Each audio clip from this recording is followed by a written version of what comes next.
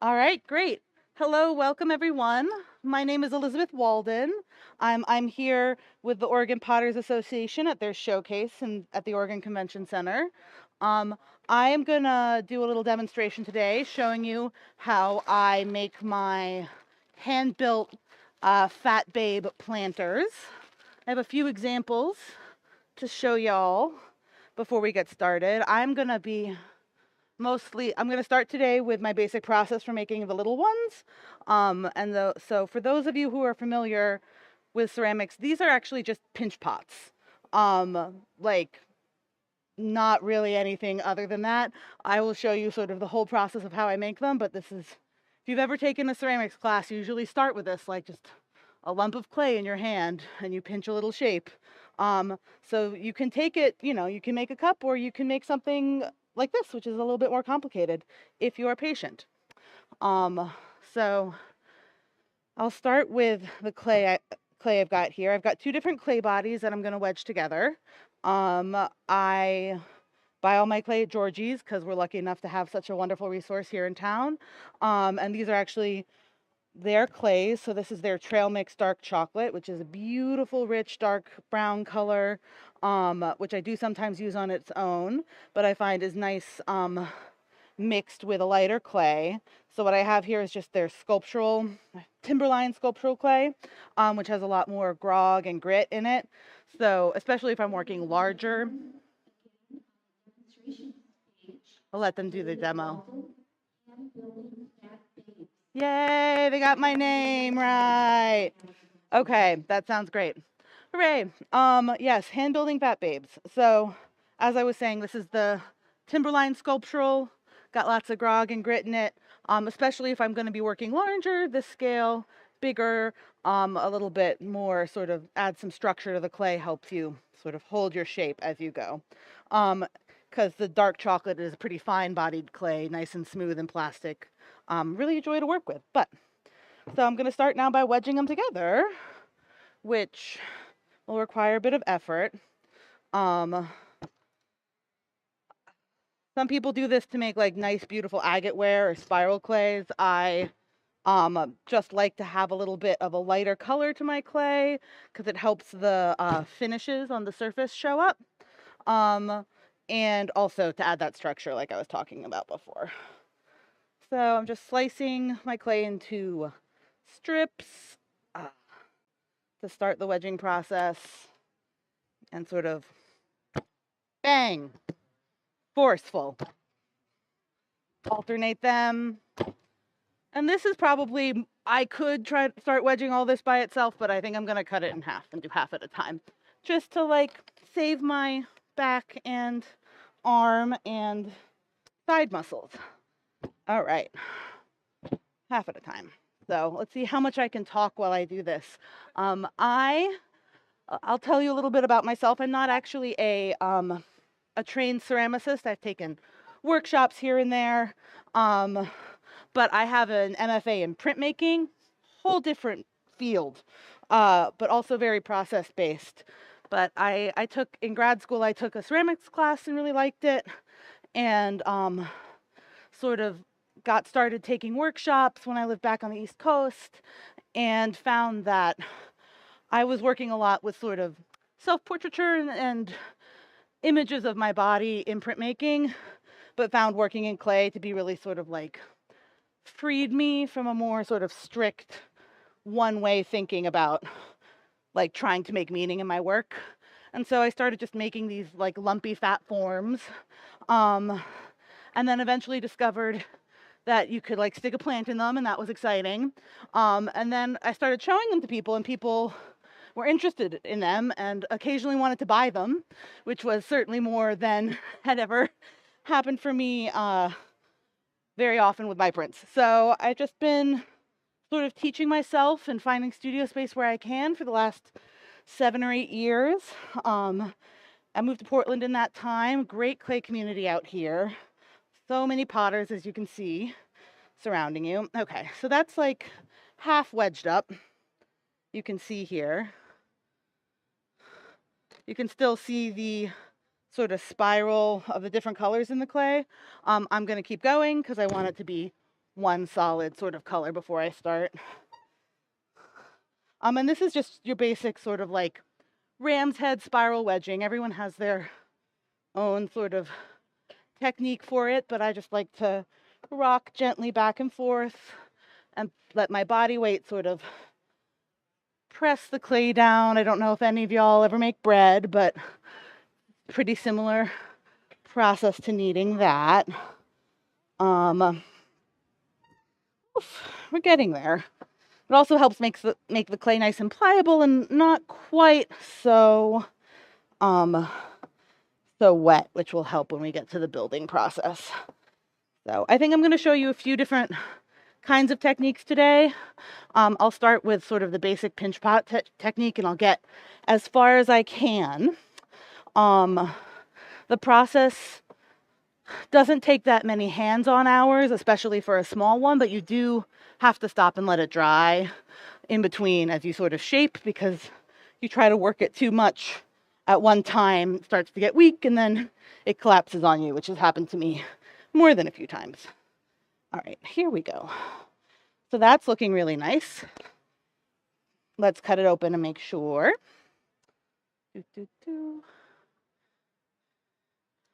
Yeah, so now we've got sort of one color of clay, one clay body. It will be pretty close to this color when finished, which this now has lots of fingerprints on it. I have to wash that later.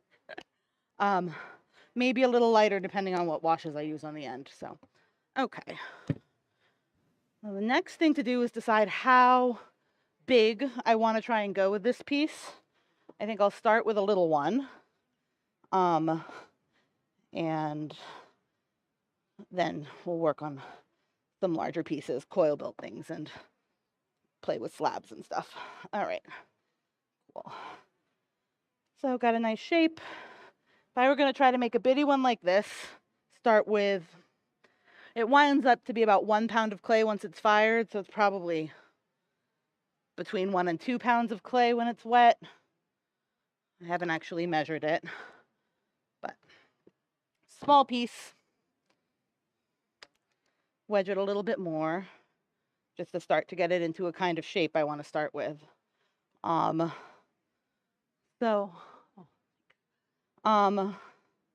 Here we go. So you hold it with one hand and sort of press down with your whole body weight, but controlled through your wrist.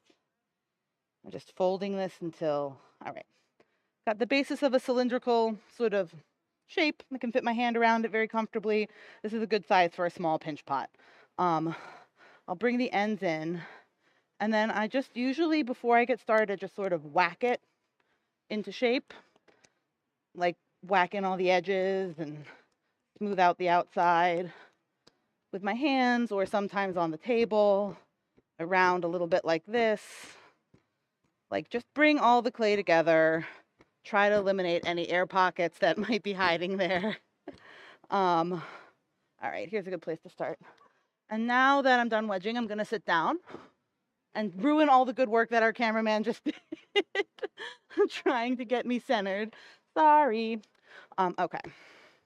So, lump of clay, pinch pot, pretty dry. I'm gonna put a little bit of water on my hands. That's maybe even a bit too much. And take your finger, stick it down the center.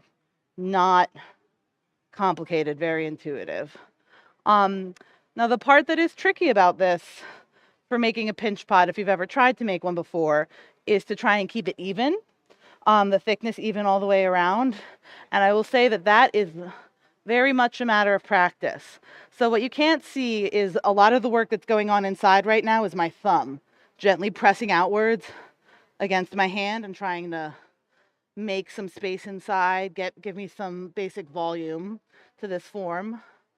Pressing, and I also do some sort of like some smoothing motions like this with my thumb as I pull outwards. There's a lot more clay up at the top than at the bottom to start, because I can pull that up as I go. So how wide it's going to be is sort of pretty much determined at this point, because I'm pushing outwards until I feel like it's about the right thickness. And and I'm going to start thick because as I go, there's a lot of smoothing and sort of working with my hands on the surface that tends to thin things out. So I maybe in the initial form, I'm probably aiming for about 1/4 of an inch thick to 1/2 an inch thick, somewhere in there. Um, and then it'll get thinner as I go. But now I'm sort of just pulling upwards gently on the lip with my thumb to get some height to this. All right. Now, usually they're going to be wider at the base than they are at the top. So now I can stick 2 hands in there. You can see, got your basic hole, 2 fingers, I should say, not 2 hands. So I'll switch to working with 2 fingers at a time, just gently smoothing and pulling out. Push, push, push against your hand. If you don't do it against your hand, boop, you're likely to just like rip a hole right in the side. So you want to, but that's actually at this stage pretty easy to fix.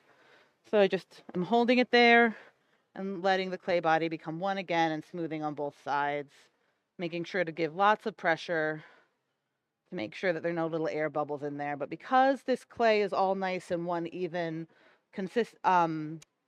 even dryness, you don't need to worry about like reattaching things. They should just go right back together. But that spot is now thin where I stuck my finger through. So I want to try to avoid that while I continue to sort of gently press out the back.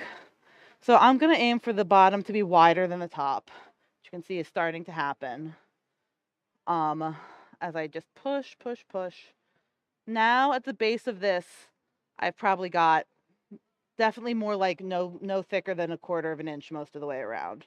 And like you just have to develop your feel for like with your hands, like how do you know how far apart your hands are if they're not touching? And like you have something in between them. I don't know, it's a part of your brain that as you use it more gets stronger. I have a toddler right now who's building all of his fine motor skills, so I'm just like watching him figure out like just how to move his fingers and like exist in space and manipulate basic objects, and finding language for that is really hard, but it's kind of amazing to like see him like take a peg and try it to get it in the hole several different ways. Okay, now I've totally switched what I'm doing without even telling you about it. So the whole bottom part of this bowl, probably about 1/4 of an inch thick. The rim, still like 1/2 an inch or more. So because but I don't want to go out anymore. So instead of pressing from the inside outwards, I'm going to use my fingers on the outside and try to bring the clay up, to make the second sort of like part of the torso. Because with a basic sort of round shape like this at the bottom, you can have like what you might call like the tire around your midsection that some people get. You get your hip, your belly, the beginning of your butt. Like that basic shape is all sort of one mass to start with, and then I add folds and detail later on in the process, which you'll see. But right now we're just sort of pressing, and we're ready to go up. So I'm going to switch from working primarily from the inside out, and I'm going to work from the outside in and up, sort of pinching together rather than pressing out as I go upwards to keep it smaller on the top than on the bottom. Don't know how well people can see what I'm doing, but just gently working the clay a little bit at a time, trying to be responsive. And like as I go, I felt like, oh, it's a little bit thick here, so I can still slip my hands under and make some more space. A little bit of smoothing, a little bit of pressure. All right, up we go. Then back to pinch, pinch, pinch, pinch, pinch, pinch. All right. So now you can see we have the basic form of one of these pots. If you compare it to this one, got the same basic shape, right? This one has a lot more sort of like detail in the folds and stuff.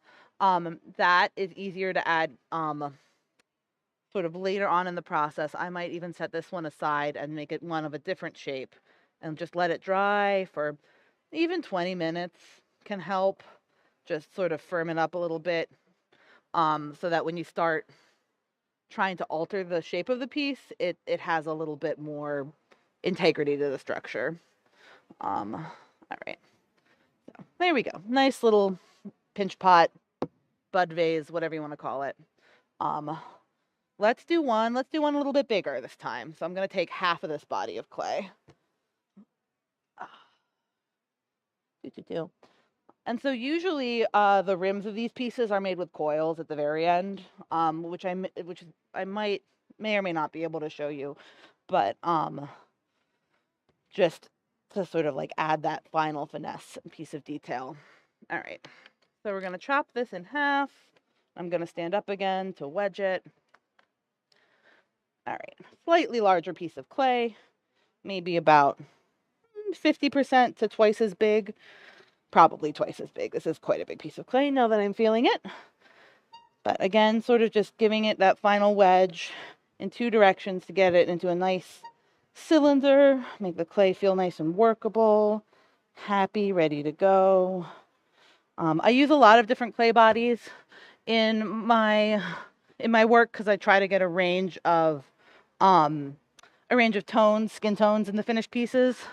The one that I have the hardest time replicating like my own skin tone, like a base, sort of like a really pink, pale Caucasian tone. Because you start to put too much white clay into a piece, and then when I put the oxides and washes on the outside, which is how I get most of the outside, we'll have like a typical commercial glaze on the inside, and the outside are all washes from Georgie's. They're interactive, but I never put them under glaze, so they don't interact with anything. They just bond to the clay. And they allow me to sort of be painterly with it and get a lot of detail into the finished piece, but I only have a few colors to work with. So I think eventually I'm going to have to learn how to use a mason stain and make myself a peach clay to start with, if I'm ever going to really get a good white people skin tone. I mean, I can get pretty pale, but not quite all the way to that color. It's a challenge. The things that you never realize will be hard, really just depending on your materials. So, all right, cylinder again, twice as big, heavier. Same process, just got to be more patient. In goes the thumb. Ugh. So usually, got stuck in there. With pinch pots, you are somewhat limited to the size of your hands, because like, at least for the initial forming, because I can't really work much more than this clay with both of my hands. So if I'm going to go, I'll get a little bit bigger than this with this particular pot, but if I'm going to go much larger than that, then I have to construct it in a different way. Usually that involves starting a basic form with slabs if I'm in the studio. That's an easy way, especially if I'm going quite large, to get started. Or if I'm going to do a sort of more medium-sized one, like that one, I will coil the initial forms. And then the limbs are all constructed separately. They're hollow as well. So like each part of that leg is like a mini pinch pot shaped to the right size, and then sort of like slipped and scored and added onto one another and reshaped as it goes. That is also a process that has a lot of failure. So as I was talking about that, I just opened up this guy. Still quite thick. This one's going to be taller because it's a big piece of clay. So I think we might just like try to make a basic form with it first. More water. Slower, slower, slower. And again, you don't want to be too quick or forceful. You can't force an inch thick clay to become a 1/4 inch thick immediately. You have to just sort of slowly stretch it and let it form into its shape as you go. All right. So I'm pulling upwards and outwards here. I think this guy I'm just going to like make a form and set it aside, because it's a lot of clay, so it'll need some time to really firm up and be dry. But the nice thing about this process, and what I often do, is work in batches. So I'll start 5 or 6 at the same time, and then by the time I'm sort of done doing the first shaping of the last piece, the the first piece that I shaped might be ready to work with, or I can get them all through the first stage, wrap them up in plastic, and most often come to them a couple days later, when they're just like really settled in. So slowly, slowly, just like making this thinner around the bottom. The base is quite thick, I can feel, so I'm going to push a little bit harder there. Oh, nice to look into the gallery behind everyone there. So many beautiful sculptures and pots. So I can feel that we're getting thinner around the bottom. And sort of like, I feel thicker spots and thinner spots, so shape my pressure accordingly. Okay. So now the bottom of that is thin, and then the top of this is thick as before, and we'll keep going upwards. So sometimes I can start to add some of those initial curves at this point. So we'll sort of pinch the waist in a bit here. You can see, and then these can become breast forms later on, or a back roll or a belly roll, probably.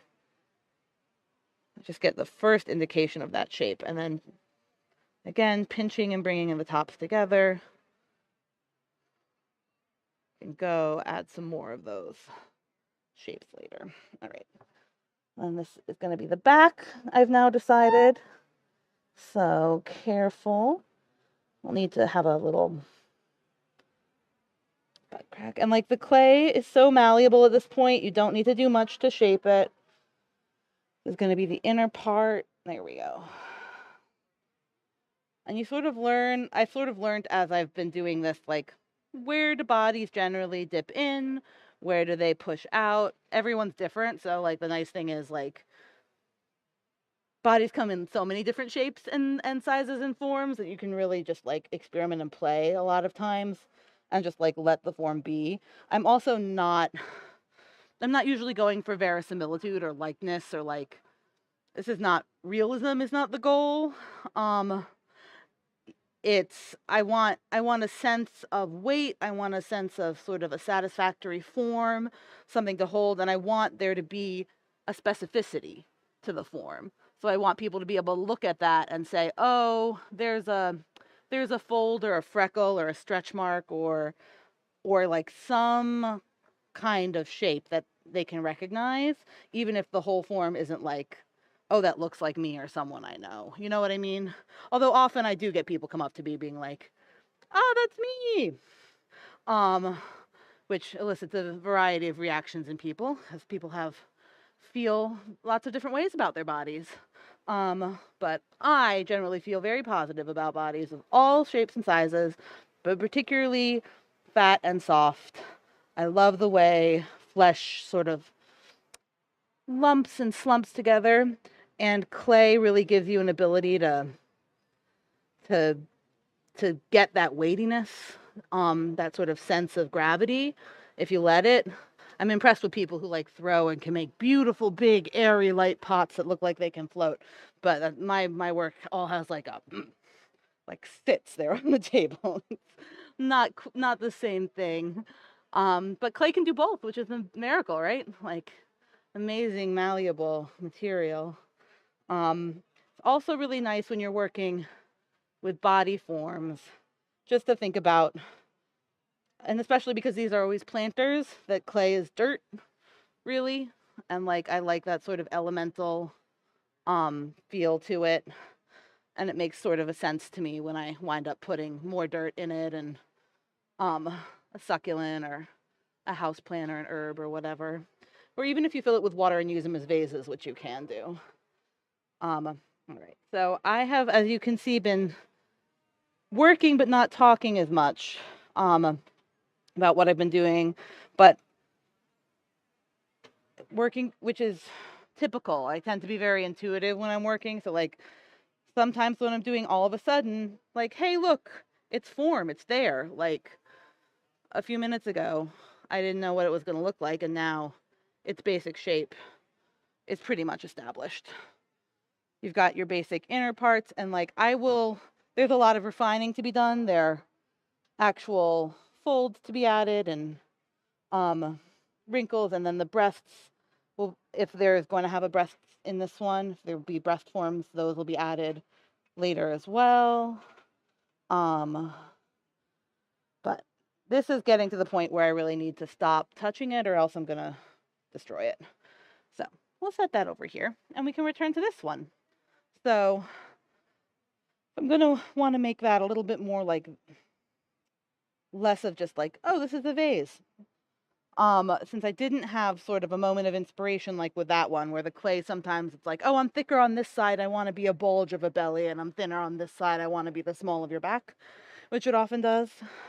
I'll have to go through and sort of like establish where do I want the basic contours of the form to be. So I think this one's gonna have a nice big butt. So round form there, basic split. People's bellies tend to hang over in rolls. So I'm just sort of like establishing, okay, how is this gonna move? And because I'm trained as a two-dimensional artist, like thinking about forms in terms of line and like drawing is more natural to me, I think, than thinking of it in 3 dimensions necessarily. But as you can see, I just drew that in, and then where the butt on the other side, you've got your belly button. So I just press that in. That'll help me establish the basic contours here. Why don't I move that over here where it will be less troubling? Okay. Now people can see what I'm doing.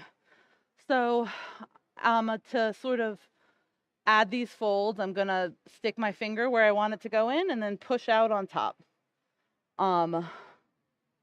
Just pinch in, push out. Okay, and then this small of the back goes in and down. Sort of just pinching and smoothing around. All right. There we go. Okay, there's a lot of, so now I'm also responding to it because there's a lot of clay right here. So that lump is going to be bigger than the bottom lump, which is fine. It'll just be a little lopsided, which is lovely. So now I've again stuck my fingers in here. And during this part of the process, the rim tends to get really messed up. Don't worry about it too much because, as I said, I go back afterwards at the end with coils to finesse it. So like that's the last stage of things to get finished is the rim. And it took me a long time to sort of figure out different solutions that I liked for it. You know, for a long time, it was just sort of like a basic little circle, like tried to make it as smooth as possible. But because it's hand built, you can't make, you know, it's really pretty impossible to make that like perfectly even, like smooth rim that you get when you're throwing. So I decided that like I also wanted there to be some more of a, wanted it to feel more intentional. So I started experimenting with different forms for the rim. These big swoopy things sort of came about as like, as sort of a transition between like what a leaf shape might be and the body form. And I think about that often when I'm building a rim is like, how can I evoke some of the form of the plant that might be in there at the end?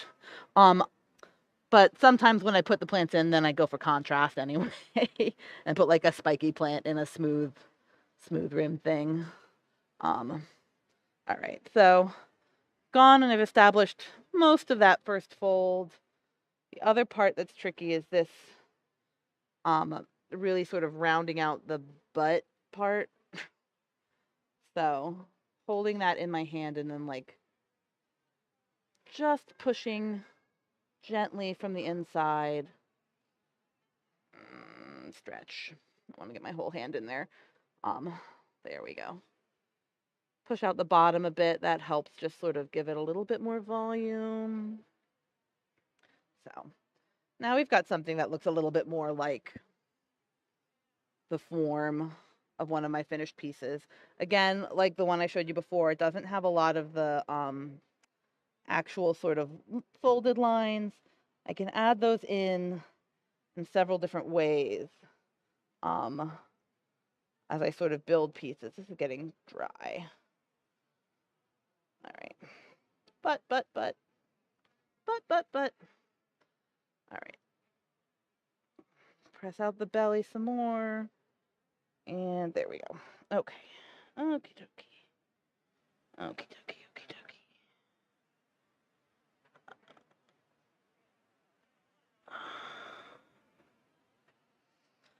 So, bringing the sort of rim together again. The shape is developing, as you can see. And here I want there to be sort of an actual fold. So I can feel where it will be, the sort of edge in the middle. And then I've got these wonderful tools, silicone tipped paintbrushes. You can find them at Georgie's or online or most art supply stores. They're good for smoothing, they're good for shaping, and they're really good for detail work. For me, I really need to be able to get into the edges and the folds and clean things up and define things with a shape that's smaller than my finger.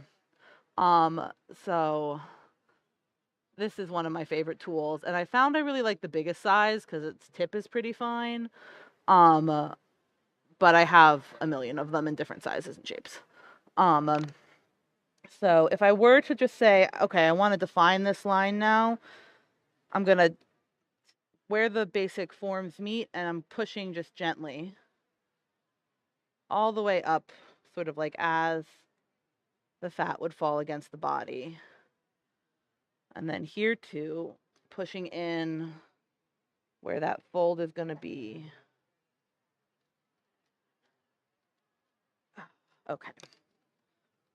Those look pretty rough and messy. Then I'm going to take them in and reinforce them by sort of like using my fingers on the inside to pinch it together along the fold. So if I can show that to you. Go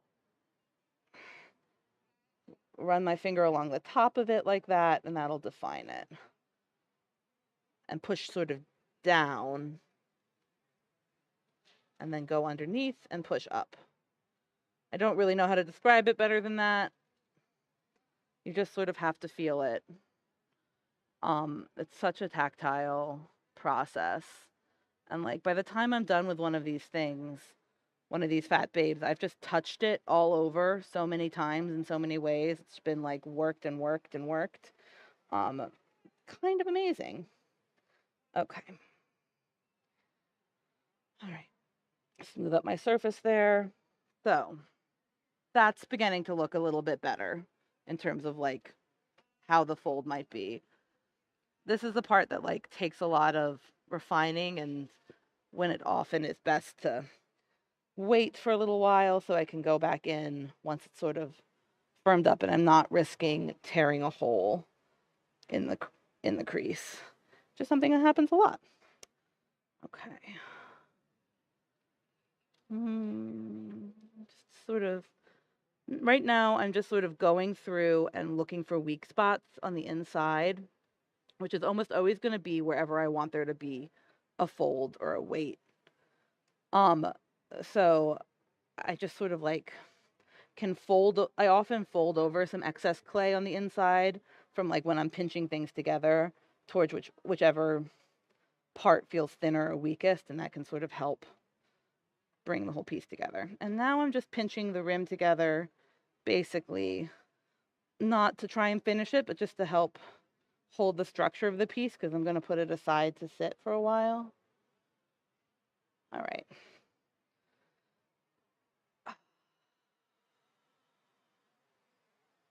Pinch, pinch, pinch and smooth.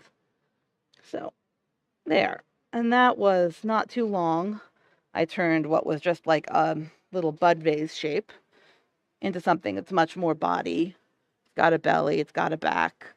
The details have not all been refined yet, but the basic forms are all in there. So that's pretty good.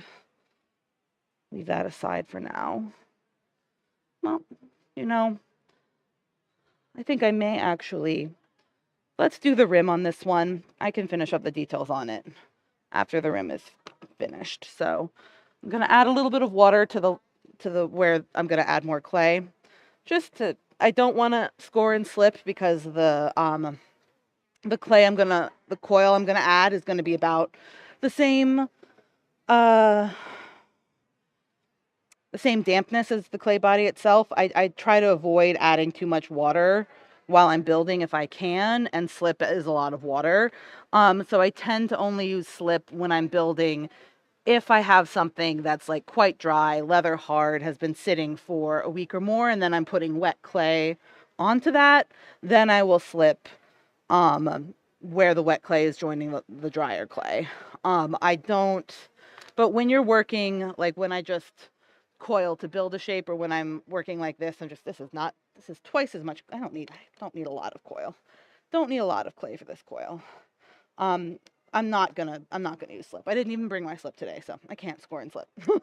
None of that can be done. So to roll a coil, some people do this and they like make the most beautiful, like perfect, smooth, long snakes. Mine are never that perfect. But they are even enough that I can work with them. So I just start by basically squeezing out a lump. We'll be generous and call it a lump and not what else it looks like. And then starting lightly and big motions. I think that's the key. If you want big motions and frequently picking it up and moving it, so that you don't get. But even so, my coils get flat quickly. So then I just have to sort of move them around again and and if the outside gets little dimples, the outside gets little dimples. All right. Now this is getting too wide for my work surface. I'll cut it in half. Reasonably even, about twice as thick as I want it. So, and then it's best, I usually start from the middle when I'm coiling, and I use pressure as I go down. Try to keep it even through my fingers. Start from the middle of the coil and move outwards as a general rule, but I don't. Again, it's something that's just very intuitive. I mean, y'all been making, Play-Doh snakes since you were my toddler's age, probably. So, like, it's not any different than that to get it. Although, like anything, it's easy to learn and difficult to master, to get it, like, to the point where you're going to use a coil to, like, build something decorative with it. That impresses me. But ultimately, all of this is going to get smoothed out and worked out with my fingers anyway. So if there are little imperfections, which as you can see, there are lots of little imperfections, doesn't matter. This is probably enough for me to get going. So I've got my basic form. I want to build up a rim. The rim's going to go out, I think, because that'll suit this shape to have it go out and forward a bit, give it some balance. So we'll start. I usually sort of pinch it in on the inside. Instead of going down, I'm just sort of like bringing the outside clay up and the inside clay down, like opposite one another, if that makes sense. At least for this first round. And I don't fully bind or smooth it until I've added the whole coil, 2 or 3 layers up. Now I broke that off there. That's our start. At this point, I think I will bring it together because I want to just give myself a real nice base to bring the clay forward. So I'll start by pulling up on the outside, and it is good to go both directions if you can, at least on opposite sides of like versus the inside versus the outside. If you're sort of pushing down on the inside, you want to pull up on the outside. Helps it bind. But I tend to try and go down first and then up a little bit. It's again, just all very sort of instinctual, smooth little bits of clay as we go. So I'm pushing down and then up a little bit. More pressure as I go down with my thumb, less as I come up to smooth. So the downward stroke is joining the pieces, and the upward stroke is smoothing them. All right. All around we go. All right. That is basically bonded on the inside. So now I'm going to add the rest of the snake here. But I don't think I want the back to come up much higher than this, so I'm going to focus on adding the clay to the front. So I'll bring it around and then out to the outside, because we're going to want this to go out, and then clip, smoosh. And then again, a little bit further to the outside. And there. And then looking at that, it's a little bit uneven. So last piece there. There you can see the basic shape the rim's going to have.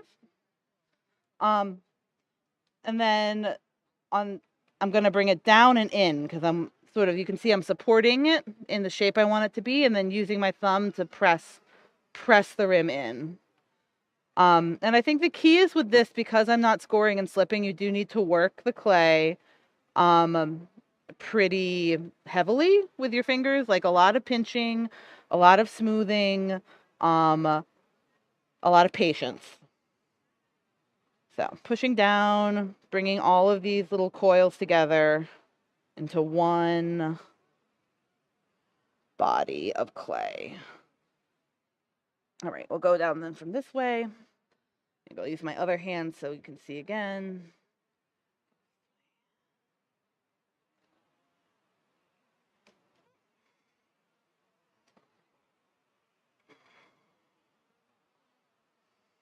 Okay.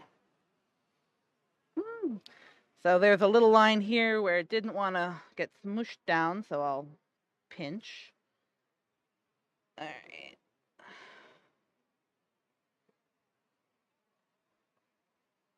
That's the outside basically done. Now I will bring my finger around and do some basic smoothing, and sort of a pressure from a different direction helps to make sure that all those pieces are really well joined on this surface.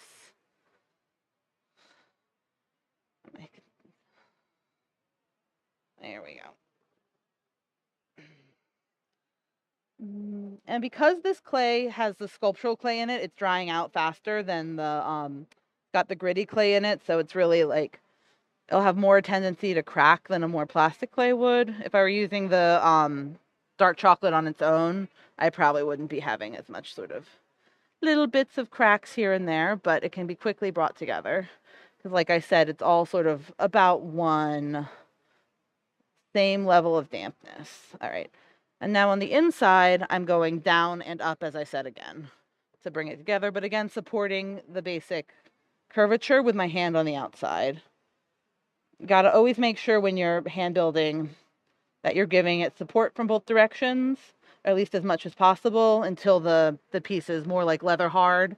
Then you can sort of depend on the structure of the clay to hold up against you. But when it's wet, there's just like, it needs the support of your hand behind it as you're working. Otherwise, it's just gonna lump into some sort of shape that you don't recognize, or you'll tear a hole.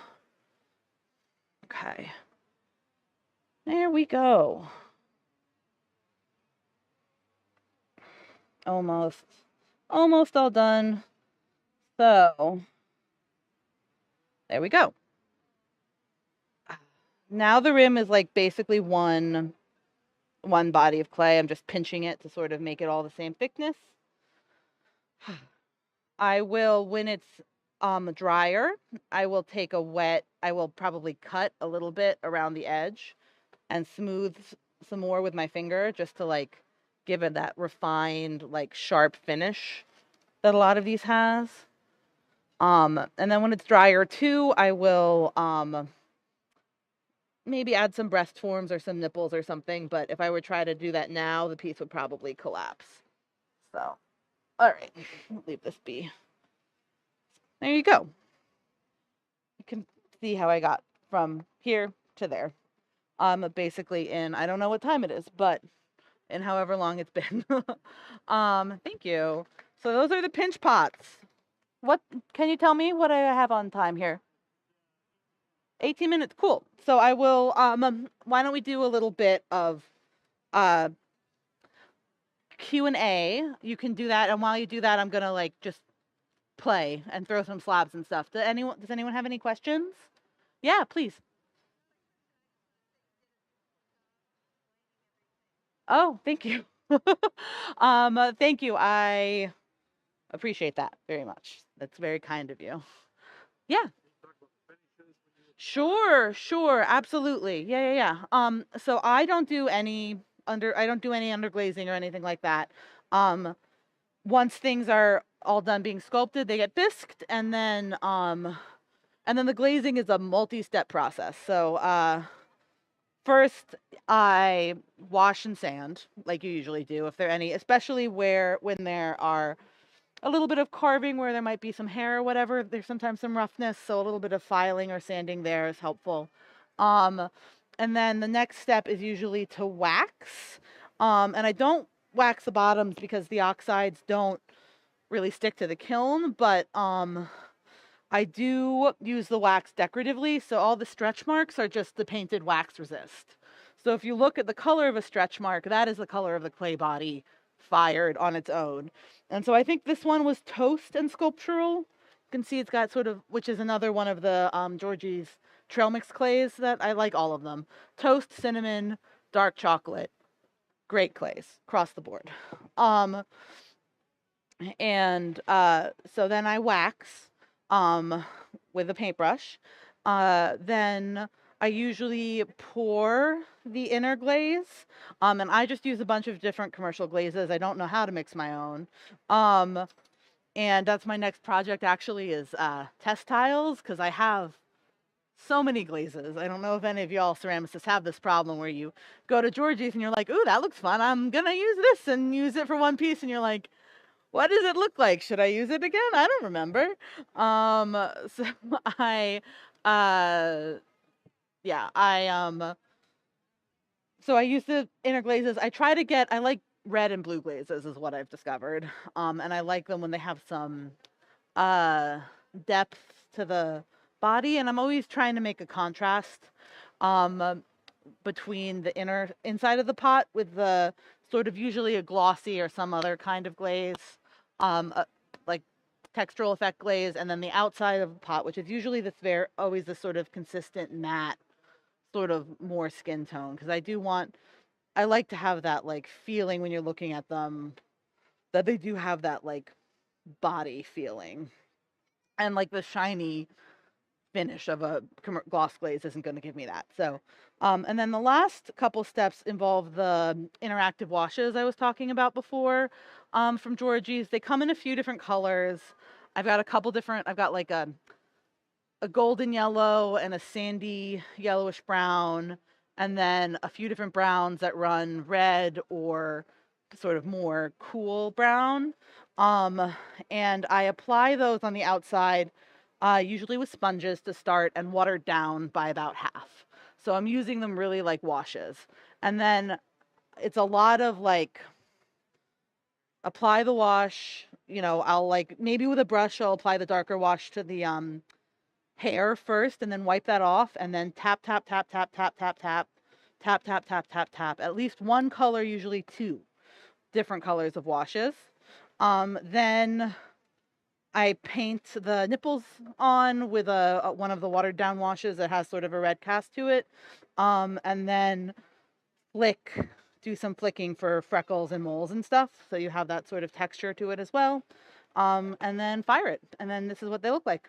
And I'm pretty happy with the finishes as a usual rule. At least the outside ones, I seem to have be able to get consistent results, and that's good. So, and what I'm just doing now is, poor man's slab. Thank you. So a bigger piece I might start, before I had a studio and access to a slab roller, um, just whack them out and then whap. And with a little bit of down towards you, and that sort of like brings all the clay particles together and like helps them sort of settle and mix. Yeah. And then look at that. Beautiful slab. I could just take that and start a larger piece. Just pinch up the sides, usually is what I would do. And then I would coil to go up for one of these bigger pieces. Like that one would probably start like this.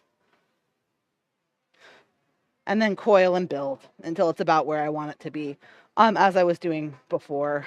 I don't think I'm going to do that right now because we're running out of time, but that's another. So like I showed you the pinch pot, that's the basic. It's the same basic process in terms of building, going slowly, really relying on the intuition of your hands to tell how thick things are, and really working the clay like from both sides. And that's just like in general, I don't have problems with things like cracking or falling apart. Not that it never happens, but usually it's pretty good. Any other questions before I wrap up? Yeah, all right. Thank you all very much. I'm just going to clean things. I'll be here cleaning up if you want to come up and chat with me.